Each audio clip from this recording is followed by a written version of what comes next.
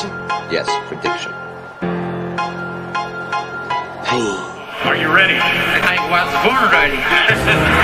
Obviously, you're a little, aggravated by the line of questioning regarding Canelo. I don't want to touch this, dirty, so bad, I don't want to touch his name. I'm working on feeling the art of humbleness. Can you be with me? That's the reason why I'm crying, because I'm not that person anymore. And I miss him.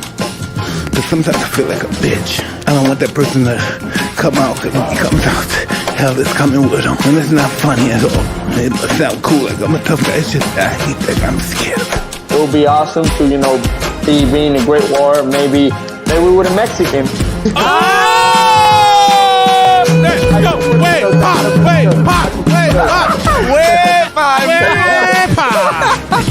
I have to put the joke. No, hey. Thank you for playing, man. I appreciate it. Good timing. Can't put predictions, man, but I definitely don't want to leave it to the judges.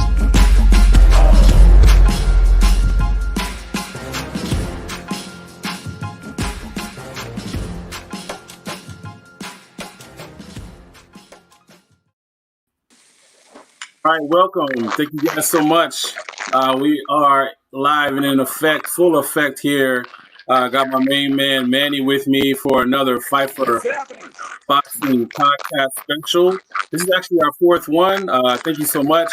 And honestly, I didn't plan on having another one, but I have an opportunity to talk to somebody like we do today. We have a chance to talk to Coach Rich. And talk about him in his gym, and he has some ideas. So I just want to go ahead and get into that now, okay? So without further ado, Coach Rich, take it away, sir. Hey, yeah, I know we talked a little bit, and I just wanted to buy a little bit about my boxing gym and how we kind of opened up and why I did. I grew up low-income family. A lot of my family members were involved in drugs and crime, and my uncle started a boxing gym to kind of try to keep us from falling down the same road they did. And for me, I ended up, sticking with boxing and kind of staying out of trouble, where I've had a lot of other cousins and family friends that got involved in drugs and crime. And, a lot of them lost their own lives because of that, and so I ended up, competing very well as an amateur and average professional, 10-8-1, nothing great, but I got to go out there and live my dream and box. And so I just really wanted to get back to kids and try to get them the opportunities that I had. My gym is Legacy Boxing Gym, and the reason I named it Legacy Boxing Gym was because I want kids to know that you don't have to follow those paths that are laid out before you. If you have problems in your family and things going on, that you can lay out your own paths, and that anything's possible. It doesn't mean you're going to be a world champion boxer, but you may go on to become a doctor or a lawyer. Who knows what it is? And that's what my goal is. It's not so much I'd love to have a few world champions, but the greater goal for me is I'd love to have some doctors or lawyers or just some other professional boxers as well.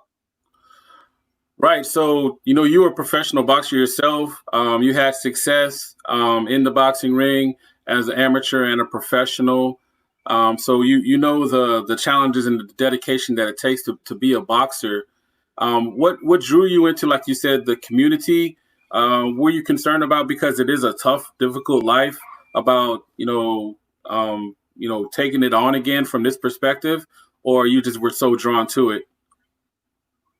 I was just, boxing, I couldn't I just couldn't get away from it. And I really wanted to just get back into it and try to, just be a part and help the community, and I want, I have a lot of goals that I want to do through my boxing gym, not just, like I said, just create boxing champions. I, also have a partnership with our police department in our community.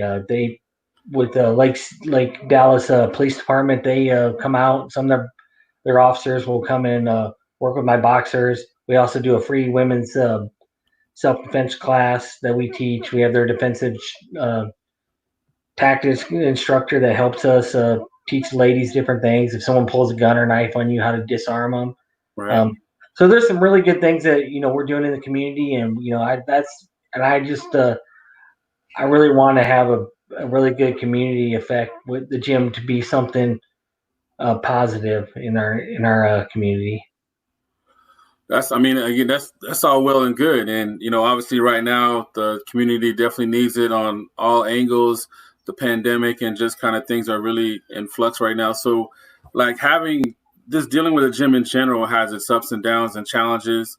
What are some of the things you had to deal with as far as like to help stabilize and keep your gym open, and also communicating with your kids, because obviously that's what got you into it. So, how hard has that been as far as have you been able to keep in contact with them, and how's that gone?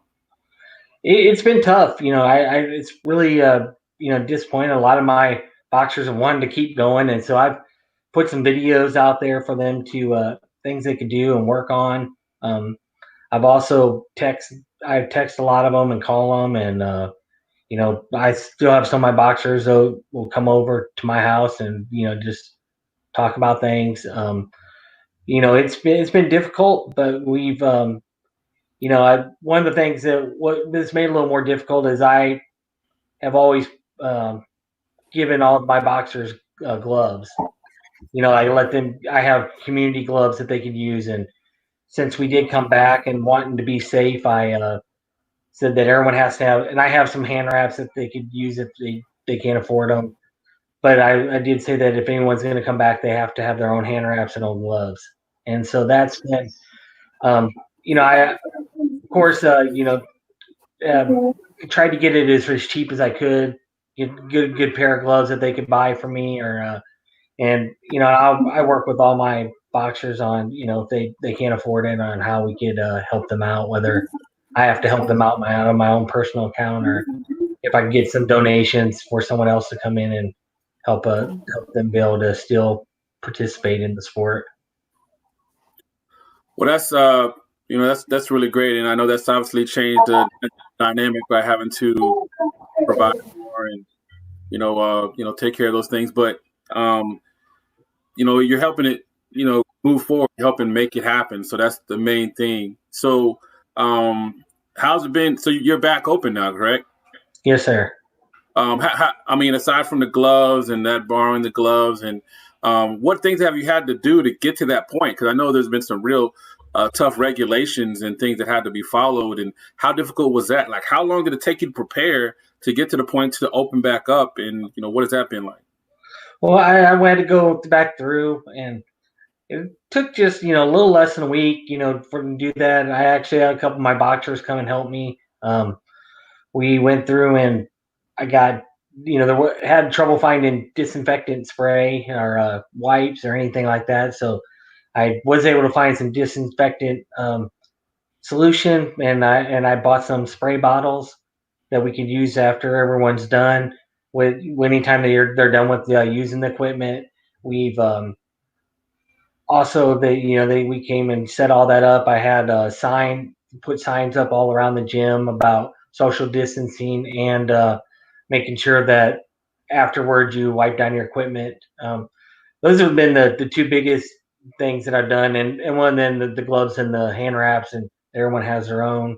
And I also had to on my check-in software, I had to go through and everyone has to sign up for a class. I had to divide mine into 2 different classes, and I can only have like 15 boxers at a time.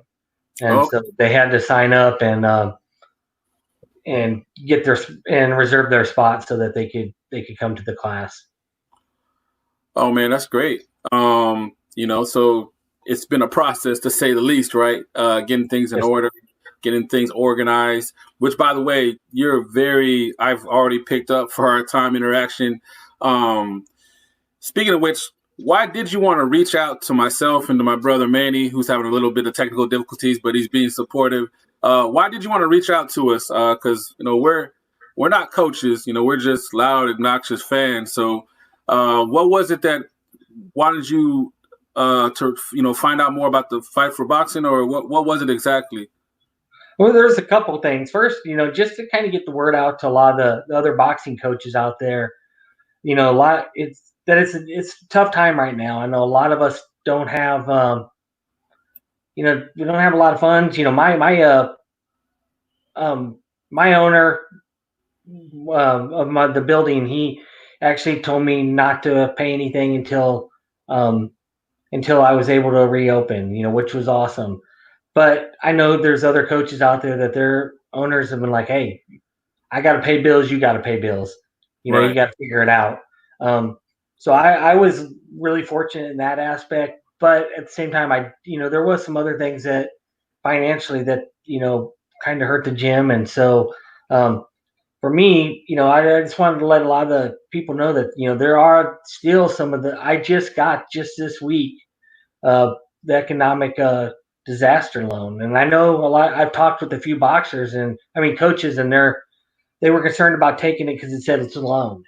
And my understanding was that will end up being a grant for you, that you're going to get that loan. Um, so I end up getting some money to help kind of alleviate some of that pain that I felt from losing some of that income and still having to pay some of the bills. So I wanted to just let coaches know that there are things they can do, and if they have any questions on things that I've done to try to get through this, I'd love to help them out. They can contact me, and I would do whatever I can to help them. Yeah. Then also, for me was I really wanted to reach out to you guys because I have a vision for USA Boxing and how we strengthen USA Boxing and how we work with the staff at USA Boxing. And so I want, and I kind of want to try to get some of that out there. There's a lot of things when I have a nonprofit 501c3, so people can donate to my gym and get a tax write off, which is an incentive for businesses to do. And there's a lot of boxing gyms out there that I think could benefit from that. And so, I've tried to get USA Boxing to partner with. When I was going through that process, or Score.org, they have sites all over the United States, but they have one here in Dallas, and it's retired executives that will help you with small business decisions. They also had a part that helped me get my nonprofit. I didn't have to pay anything for their work or anything like that. I had to pay for any um, sign-ups or anything where I had to, I would have to pay for any of that. But they did everything pro bono for me, and it was really great. And I think that there's a lot of coaches out there that that could use that help. And I think having a nonprofit would open some doors for them. Definitely. And there's a lot of misconceptions as far as being a for-profit and nonprofit. So you mentioned as far as going for that loan that you feel is actually a grant. Like for those that don't know, how would they get that information to access it and review it and proceed if they're comfortable with, going for it? Like, where did you get that information from? I went to the SBA website, and I filled out an application for that. They did not. I believe right now they don't have that application still on the website, but you can email their info link and just talk to them, get information. I think there's going to be another wave of loans and stuff getting approved, hopefully through Congress. So I think there's going to be more money out there. And the biggest thing I say to guys is, if not you, then who's going to get it? Someone's going to get it. So I would love to see you guys get out there and get these loans and do the things that you need to do to try to keep your gyms open. And there's so many things I want to do with boxing to try to help our gyms stay open, be successful, so that we can grow boxing. Boxing to me is the greatest sport there is. It doesn't matter. Absolutely. It doesn't matter if you're a male, female. It doesn't matter if you're big or small. It doesn't matter what your race is. It doesn't, nothing. Boxing doesn't discriminate. I've grown up with all kinds of different people, that through boxing, and I love it. And I think that it would be great if we could get more people involved in the sport. So I know that these are very difficult times, and it's a pleasure to meet you, Sean. Thank you so much for inviting me today. These are very difficult times, and I know that the struggle is real. When you own a business, regardless of the business that you own, you got to do strategic moves. You got to strategize and change the business concept, the model. What are some of the things that you are doing and you encourage other business owners to do, whether is because a lot of people may think, oh, that's a boxing gym, I'm not going to join, I'm not a boxer. But what are some of the things you guys are doing to be able to attract some people to kind of come in and say, listen, this is a great sport. Having said that, there's a lot of more other than just boxing. Is there anything specific that you're doing to kind of market yourself to get your business back up and running? I just not a whole. I'm trying to think right now what all I've done. I mean, to be honest, I've just a lot of it's been word of mouth of a lot of my boxers trying to get other people back in there, and I've been getting some of them coming back, and I've been trying to keep reaching out to my boxers and former boxers and try to let them know that I'm doing everything I can to keep them safe. And I kind of list some of the things that we're doing, but then also at the same time letting them know that they can still come and get a good workout in, and then also asking if there's any other things that you'd like us to do, let me know, because I know there may be something that I haven't thought about as far as the safety way. So I've been trying to cover everything myself, but if there's something that would make someone a little more comfortable, I'm willing to look at it and see, what I can do to do that for them. Well, that's awesome. One thing that I would definitely like to know, because starting this and sharing with my brothers and Elcano and a lot of the guys that we've done these shows, is I wanted to hear. I'm excited for those like yourself and Christine, and they were able to make it through and cross the line, but it's still going to be a struggle. But they were able to open their doors back and they kept their gym. For those that weren't able to keep their gym, if that was you, let's say. What would be the first thing that you would do, and what would you recommend to them for, unfortunately, if they weren't able to keep their gym, to try to reopen it, or what would be your next step? One of the things I would do is contact USA Boxing. I do know that USA Boxing did receive some of the money from the government, and I'm also on the coaches commission for USA Boxing, and we have discussed trying to come up with some type of give back to the boxing gyms to try to help keep a lot of these gyms open. We haven't got into the criteria of what it's going to be, but I would like to see a lot of the just start contacting USA Boxing. Hey, what can you guys do to help me out? And that's where we I think they really need to know that there is people out there hurting, because if you don't say nothing, then they don't know, or they don't think that there is anything. And so we have to be vocal and tell, hey man, I need this help out there. And that's one of the things that I'm trying to get done with USA Boxing, with the coaches commission. I would like to have a local coaches commission at each LBC, so they could go and they could come. Coaches can come to their coaches commission and say, hey man, this is the problems that we're having. And then they can bring it up to the National Coaches Commission. And if it's all about communication and working together. If we're not communicating something that's going wrong, it's never going to get fixed, because a lot of times, if I come in and say, hey, this is wrong, we need to fix it, but I have no other people saying the same thing, then they don't really take a lot of stock in what I have to say. But if I have more people coming out and saying, hey, we need help, then they start saying, hey, well, how we need to figure out a way we can start helping these gyms out. And it's huge, because I love the fact the way Christine, mentioned at one point is like, listen, future champs, they're born through these small gyms. And definitely, if we don't have that opportunity to contribute to help through these small gyms, I mean, can you imagine the kids, the future that might not be giving themselves an opportunity to kind of get to the level that their potential that they can be, right?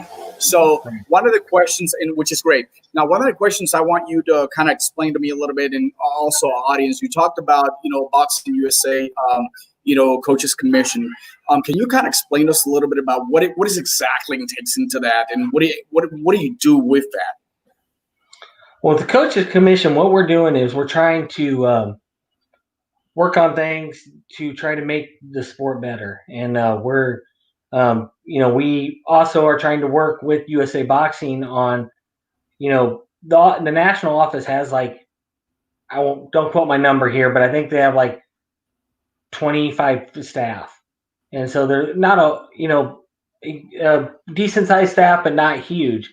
And so there's so many different things that are going on. A lot of those are Olympic coaches and stuff, so those guys aren't doing some of the operational things. So what we're trying to do is we're trying to take on some of those items so we could help. Right now USA Boxing doesn't have a coach on its board of directors. So interesting. And then at the national office, there's not a coach that's really up there. So we need to try to be that voice for the coaches, and that's why I would really want the local coaches commission, so that when they have something going on, they could bring it to us, and we could bring it to the board. And I'm trying to also get someone from the board to be on the coaches commission, so they could actually hear everything that is correlating and coming down, from the coaches, so that their voices are heard. The biggest thing right now, I think in USA Boxing, biggest issue is coaches' voices aren't heard. So one of the things I want to do is I want to get coaches. I want them to be heard for their ideas. Sorry to interrupt you. When you talk about the coaches' voices is not heard, what exactly are you referring to? I think there's a lot of different things that some of the tournaments that go on, and some of the whether we the location sometimes I think we had a Junior Olympics championship out in I think it was Maryland or somewhere like that. And it was really difficult to get flights in there and get hotels. The city really wasn't set up to accommodate a national tournament. And so I think, something like that would be an issue. I know that we also recently just changed. We have the open boxers. You go open after 10 bouts, but you can't compete in one of the national qualifiers, an open bout, until you have 15 bouts. So there's little things like that we need to have coaches input on. And we've had some rule changes. It would be good to, I think, to have more coaches involved in these decisions that we're doing. So what you're saying is that the more you stick together, the bigger the group you can have. Actually, you can advocate for those rules changes, things that are maybe not happening that coaches may want to see throughout the whole sport. Is that what you're kind of referring to? Yes, sir. That's an awesome point, Coach Rich. One thing that I've kind of wanted to know, because like you said, you don't want to really give numbers, but kind of, is there anything that's been shared with you? Because I know a lot of these gyms have to report as far as to USA Boxing. Do we know as far as how many gyms we've actually lost or temporarily lost during this and due to this pandemic? Because, I'm hearing different numbers and I'm just really not sure as far as how great the loss has been.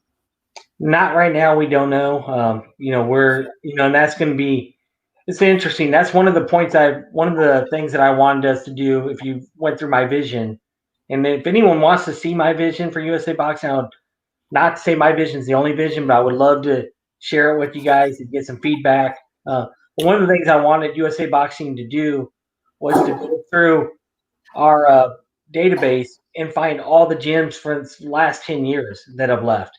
Figure out why they left, how we can help them to come back, and same thing with all the coaches that are no longer involved in USA Boxing. Figure out why they left, how we can get them back, and maybe it's not something that's feasible, but it gives us an idea on what we need to fundraise for and what we need to if we need to make a deal with like Title or Ringside or something like that, and having up a startup package for a gym where they give a ring and gloves and all the protectional equipment at a certain discounted price or something like that. I don't know what that actually looks like, but something like that would be beneficial, and I think we need to know, like all the gyms that have left in the last 10 years, not just even this coronavirus. I think that would probably be a good first step to coronavirus, how many we've lost. But then, after that, we need to look 10 years back from now, because our sport has been on a decline, and we need to get it on the incline, and that's what I would like us first to do. Yeah, that's a good point. So It really is. Yeah. I definitely agree that, that's a good way to do it as far as the infrastructure. I love the idea and the forward thinking as far as kind of like almost like a starter kit, like as far as if you find somebody that's truly willing to put the time in, and that is a deterrent. I mean, to be honest, the intimidation of not just the time, the commitment, because that's obviously there if somebody's thinking about it, but the financial, investment they have to put in also, and are they get the return on their investment. If you have something where you could show somebody, a roadmap of, hey, we have the starter kit, and by this time, if you have this many kids, because it is a business, right? So you can have somebody feel more comfortable, and that's going to raise the quality of the coaches. That there's a lot of coaches right now that just aren't ready to put, just aren't able to. Not that they're not willing to, but they're not able to financially. And, we're missing out on a lot of talent. So to your point, I totally agree. And that is disappointing. So have you shared this with your colleagues and peers? And what has been the feedback? I mean, are they open to it? Is it just too left field for them? Or is it just too much right now during the current climate? I've shared it before. And I think, I think a lot of people agree with a lot of the things that I put out there. It's just trying to communicate it, I guess, and get in front of the USA Boxing Board is going to be one big thing. And I think if we could do that, I think and they could see some other ideas, then I think we could, move forward with some of that. I don't know if you guys have seen, but USA Boxing has increased their board members, almost doubled the board members. And so I think that, and the other thing is either getting someone from the board, like I said, on the coaches commission, so they could see some of our ideas and some things that we'd like to move forward on. Or what I would like to do is get two coaches on the board of directors. And I think that would be one of the best things, because coaches are the backbone of USA Boxing. Without the coaches, USA Boxing falls apart, and we really need the coaches. There's so many good coaches. There's Coach Simpson out in Huntsville, Alabama. He, we talked about, he's been coaching. He coached the Army base teams, and now he's been coaching he's coaching there in Huntsville, Alabama, and he has so many. It's really, really been really difficult on him. I haven't talked to him about how things are going with coronavirus, but I know, like he has leaks in his gym, and it's ruined equipment. He doesn't have the money to get that done, and I've been talking to him about trying to get his nonprofit, and so he can start getting some either grants or getting people to donate to him. But guys like that they put their whole life into boxing, and they really want to improve the sport. We gotta, as the USA Boxing, we need to start trying to help them and work with them. And but right now, I feel like they want to do that, but I don't think they know how to. And I think that part of the thing is there's just not enough coaches on there saying, hey, these are some of the things that are going wrong, that are difficult for our coaches that are out there, the grassroots coaches, the coaches that are struggling. We recently signed, I think it was a deal with Under Armour and they partnered with another glove company to in USA Boxing wears all their equipment and their gloves and stuff like that. Right. But I don't think anywhere in that agreement did they say, hey, the grassroots coaches also get a discount on this. That's what we should have been a part of the deal, in my opinion. That something like that should have been a part of the deal, and said, and we should put it out there to bid. Like, you know what, Title, Ringside, Under Armour, whoever, Everlast, who wants this deal? Give us the best deal. Let's see what you can do for not only for USA Boxing, but for the grassroots coaches, the coaches that are going to bring that are ones that are going to produce these boxers. Right. No, definitely. That's a great point. Talking about generating revenue and offering perspective to coaches that have the passion, that invested their time, efforts, sweat equity into their gyms. You put together, like I said, you're like running it like a military operation. You have the information you share with me to kind of better understand your story. Your website is very professional, clean looking. You even show me an example of what your sample of promotion package is. That something that you learned from that professional executive team, or is that something you picked up along the way? And would you recommend that's something that people need to look into as far as gym owners, to be more open and expressive as far as seeking sponsorship?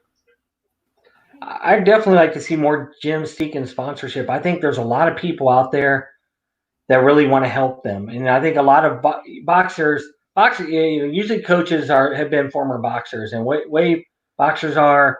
Myself, it was difficult for me to ask for help because I could do everything. I could do anything. It doesn't matter what it is. I get knocked down, I'm gonna get right back up, and I'm gonna keep going. But I had to finally learn that I can't do this all on my own. Right. And I want this organization to be successful. So I have, brought other people in and asked other people.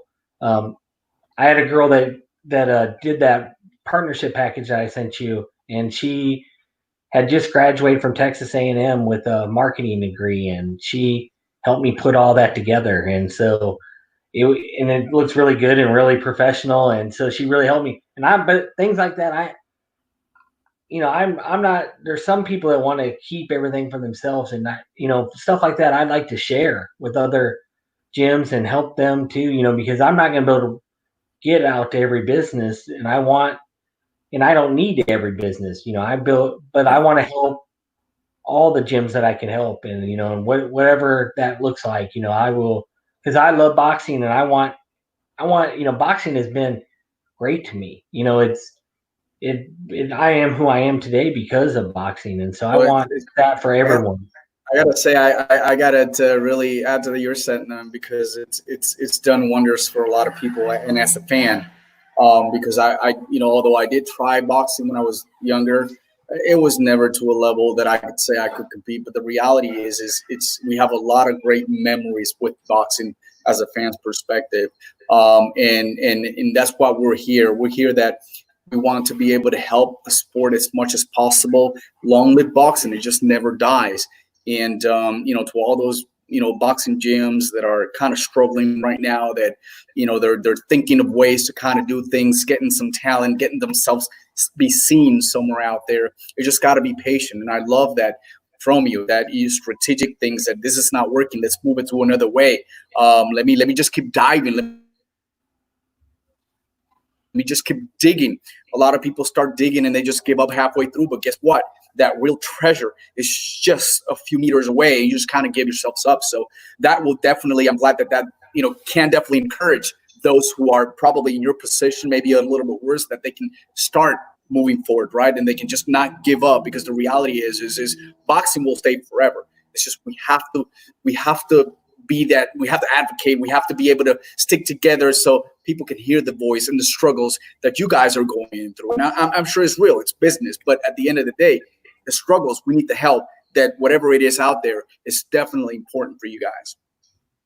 Right. And, one other point I really wanted to make with you guys, and, I encourage everyone out there, no matter what your district is, whether it's a Republican or a Democratic district, I want you to go to your congressmen and talk to them, guys, because you know what? When I grew up, there was a boxing match every weekend. We'd had matches all the time.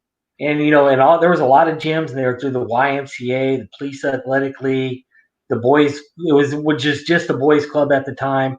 But there's not funding like that anymore. And we need to have funding like that for the gyms that are out there. A lot of these gyms, are giving kids opportunities that they may never have.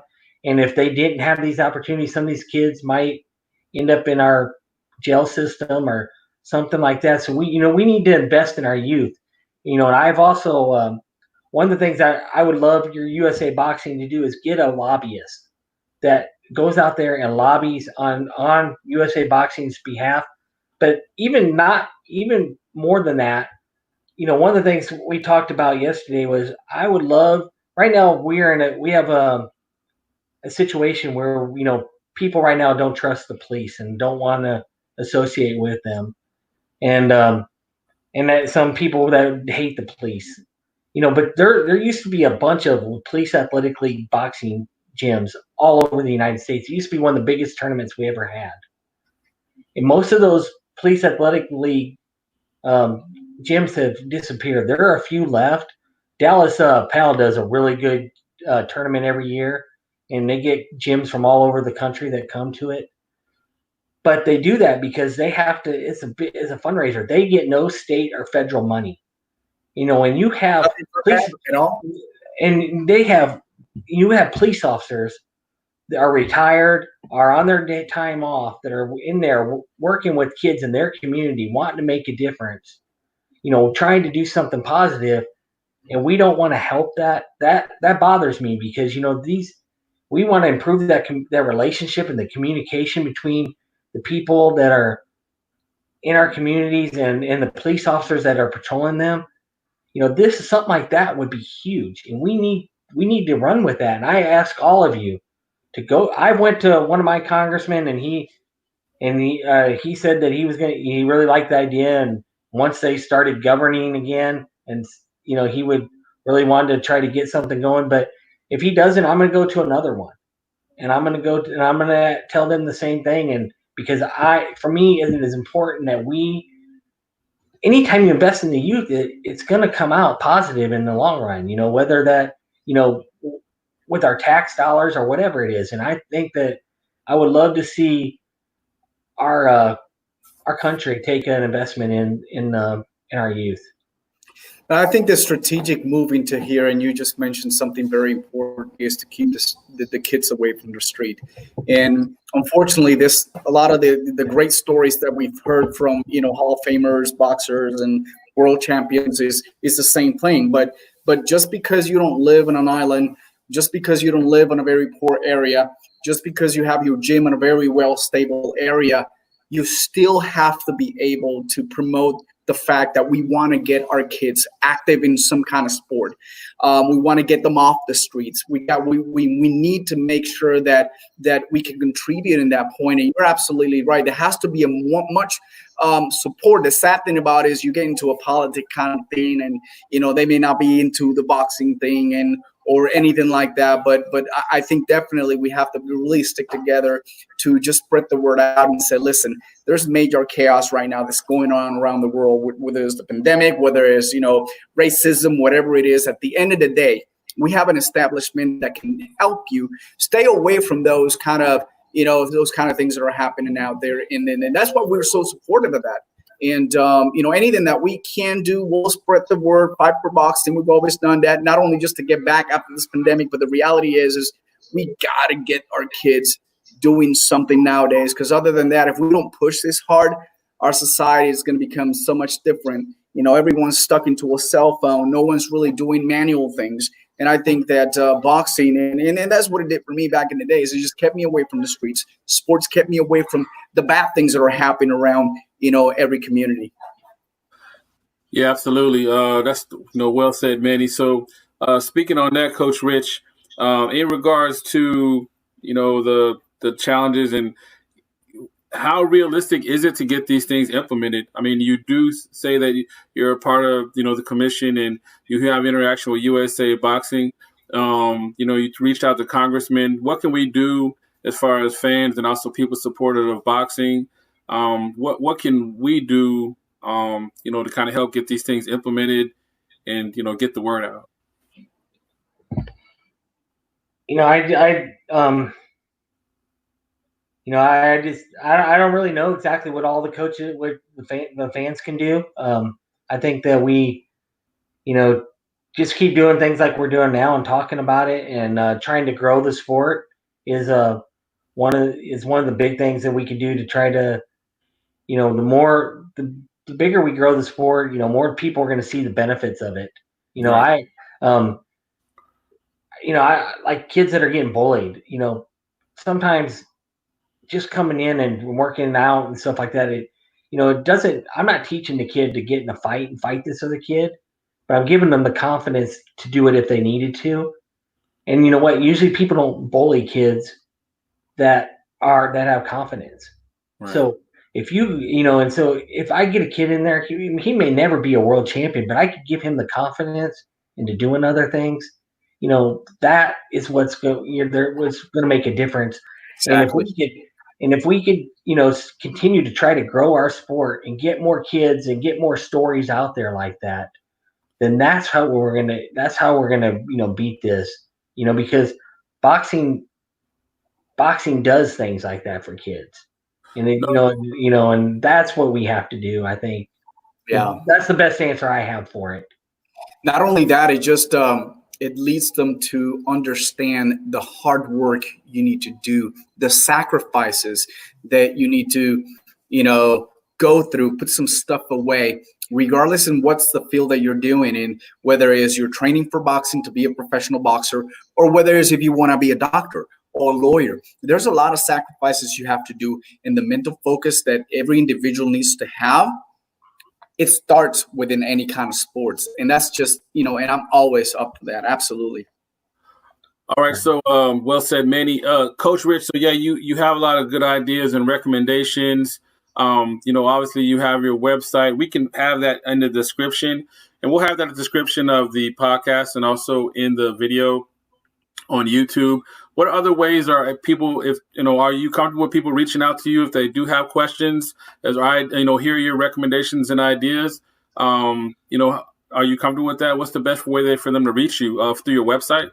Yeah, they can contact me on my website. My direct email is CoachLox, LOX @yahoo.com.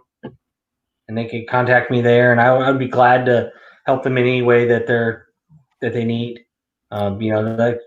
That's why I just love boxing. I love giving back, and that was the reason why I got back into boxing. Was not so much I did miss the sport, but I wanted to give back to the youth, my community. I know that the way some of these sports are today, growing up, I wouldn't have been able to afford boxing if I was, if I had to pay what some of these other sports, soccer or UFC or something like that, what they cost to go to some of these gyms. So I wanted to make it something that was affordable, but at the same time, I wanted to be someone that could point these kids in the right direction and be a mentor and help them get on the right path. And and I partner with parents. I partner with schools. I have partnered with the police department. I try to, whoever it is, I want to work with everyone, and I want to try to help everyone get better through the sport.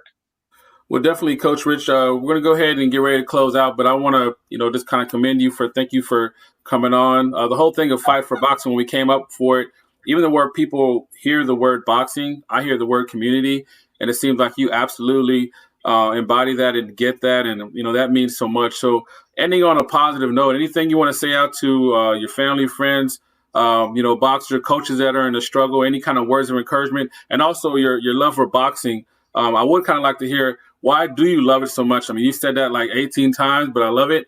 Can you kind of touch on that as well? Why do you love it so much? Why has it been such a big part of your life? I love getting in. I love the competition, and I know that when you get in there and you compete, there's no excuses. It's either, you can't blame anyone else. You can't, it's you against someone else, and no matter what, the better person is going to win that match. And and it may be just on that particular day, but that's what happens there. I love, boxing has done so much for me. It's kept me out of trouble. It's taught me a lot of disciplines. I didn't go into my whole story. When I was 20, I had testicular cancer. almost died, and in boxing, but I think that the toughness from that give me the strength to make it through that.